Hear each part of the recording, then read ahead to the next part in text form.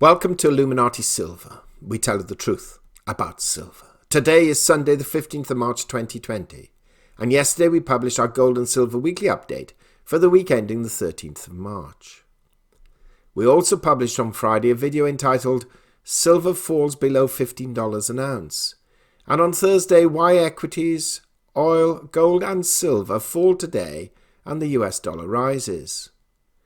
All three we would recommend you listen to if you haven't done so already, as they paint a pretty all-encompassing picture on what has actually happened or occurred this past week.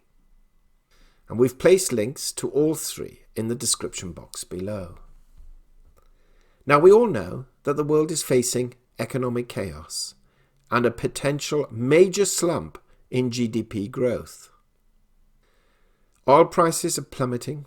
Equity markets are plummeting, though US markets had a significant rise late on Friday, and precious metals, especially those with an industrial demand component, such as silver, platinum and palladium, have also been hit hard.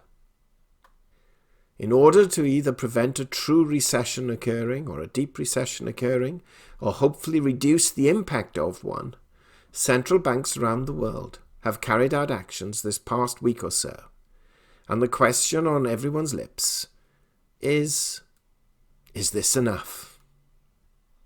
Now, before we can answer that, let's take a brief look at what central banks and governments to an extent have already done. 2 weeks ago, G7 finance ministers met and agreed a course of action to be carried out over the following 2 to 3 weeks. Naturally, central bankers were involved, and we've seen over the past week to 10 days in particular, or 2 weeks generally, a number of financial tools being employed.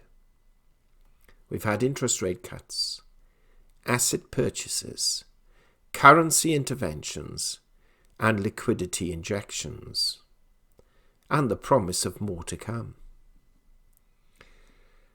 Now, although we had an FOMC rate cut the preceding week, by 0.5%. This past week, we've had a rate cut by the Bank of England of 0.5%, bringing its key rate or base rate down to 0.25%, while the UK government announced a series of measures on the same day in its first post-Brexit budget. All this happened on Wednesday. Now, despite this, or perhaps some may argue because of this, sterling fell almost 6% against the US dollar last week. On Thursday, we had the ECB announcement on rates, and its key rate, though, was not cut. Now, we can understand why the ECB did not do this, especially as its prime deposit rate is already minus 0.5%. But as we reported Friday and yesterday, Europe has undertaken to purchase more bonds, and the ECB has introduced an enhanced loan program for banks, effectively creating an interest rate cut for them in order to loan more into the economy. Now, initially, the euro and equity markets weakened. It's quite ironic that you don't cut rates and the currency weakens when everyone else has. But Germany did announce a stimulus package, and this helped equities for sure. Also last week, the People's Bank of China cut the amount of cash that banks have to set aside as reserves. It offered discounts to commercial lenders, reserve ratios of 0.5% from their original level. Joint stock banks will get an additional reduction of 1 percentage point, and together the cuts will release 550 billion yuan, or the equivalent of $79 billion of liquidity, into the sector. On Friday, the Bank of Canada also cut rates by 0.5% in its second cut in 2 weeks, plus it will shortly announce money market instruments to ease credit further. 2 weeks ago, the Reserve Bank of Australia cut its rate, and on Friday injected 8.8 billion Australian dollars into its open market operations, the most in at least 7 years. The Reserve Bank of India announced on Thursday a $2 billion injection into the foreign exchange market. Sweden's Riksbank loaned 500 billion krona, or the equivalent of $51 billion, to banks to maintain supply of credit to companies.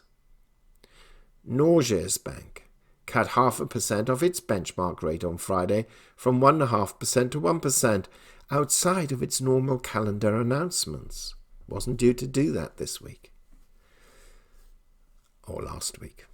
Bank of Indonesia bought 6 trillion rupiah, or $405 million worth of government bonds on Friday. Paraguay's central bank cut its rates by 0.25%, from 4% to 3.75%, 10 days before its normal scheduled interest rate announcement meeting. The Bank of Mexico extended its hedge program from $20 billion to $30 billion, and the list goes on and on.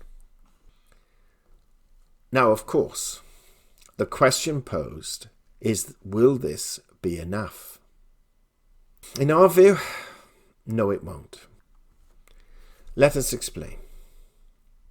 Firstly, the extent of the global trade meltdown is still currently unknown, and will continue so for some months yet, as all of the ramifications of the global pandemic are still to be played out.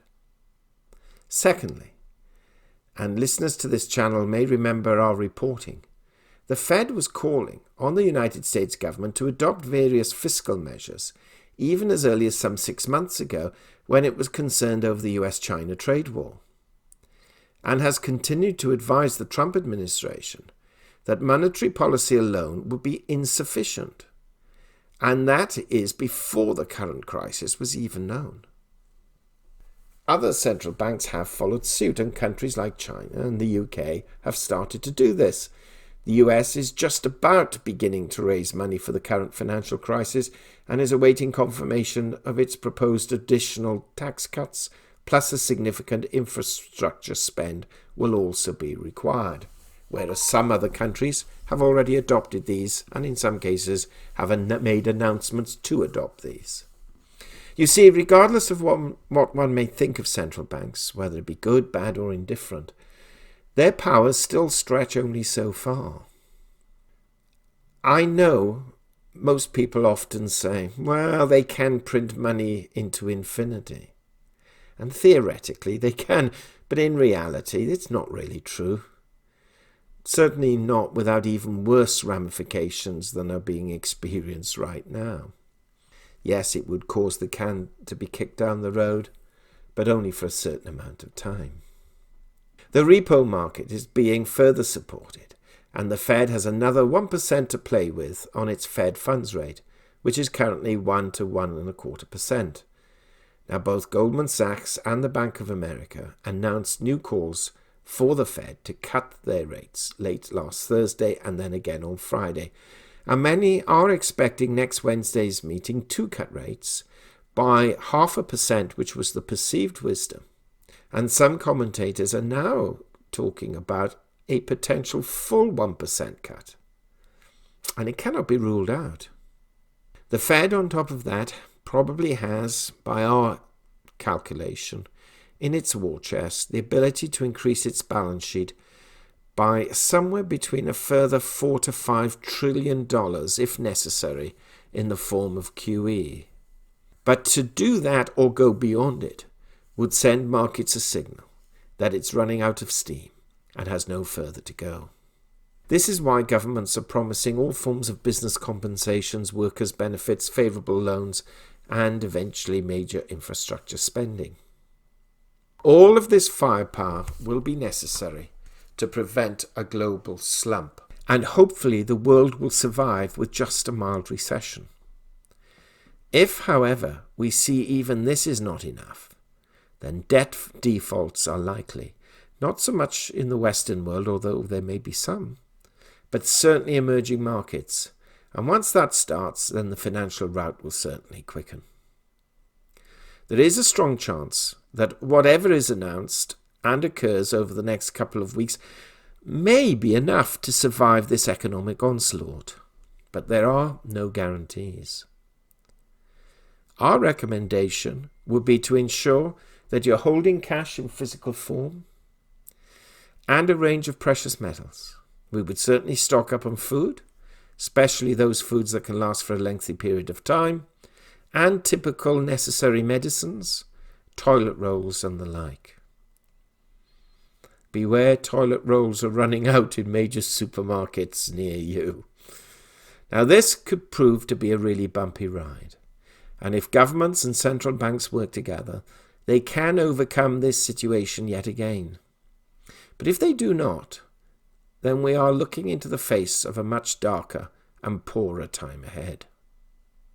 And even once we get out of this predicament, there will be economic costs. And another such collapse thereafter, and especially if it's soon, probably would not be economically survivable. Now, we announced on the weekend that gold fell $145 last week to $1,529, and silver fell $2.60 to $14.74. Tomorrow's opening could go either way in terms of direction, though if equity markets continue their rebound, that is likely, though not guaranteed, to dampen gold and silver prices down further. We highlighted the past few days that just because central banks cut rates, gold prices are not necessarily going to rise, if only because it really does depend on the effect that rate cut has on the currency in relation to other currencies. You see, you have a strengthening dollar index at the moment because other currency central banks have cut their rates too. And if the Fed does cut rates on Wednesday, this may indeed cause some weakness in the dollar. But not if the UK, ECB and China announce even more liquidity measures.